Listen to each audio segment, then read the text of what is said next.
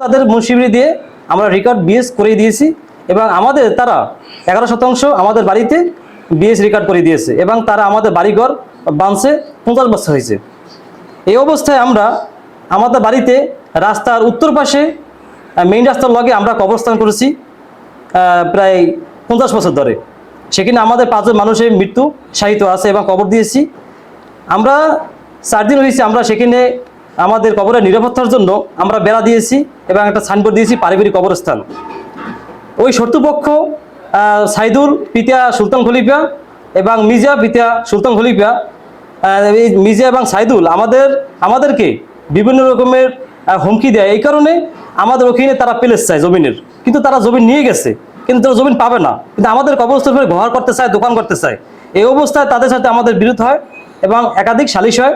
2009 সালে আমাদের সরবাই দিয়ার মুন্নানাজি এবং চান্সরমান শুকুর ফরাজি রোদাত করে দিয়েছে। সেই প্রেক্ষিতে আমরা রেকর্ড করিয়ে নিয়েছি এবং আমাদের দখলেও আছে। এই অবস্থায় আমরা বেড়া দেওয়ার পর তারা আমাদেরকে হুমকি দিচ্ছে, আমাদের মা বোনকে খারাপ ভাষা করে গালাগালি করছে, আমাদের পুরো প্রাণ আসে হুমকি দেয়, জাল ফেলাই ফেলবে, গাছ কাটবে, কবরস্থান ভেঙে ফেলবে।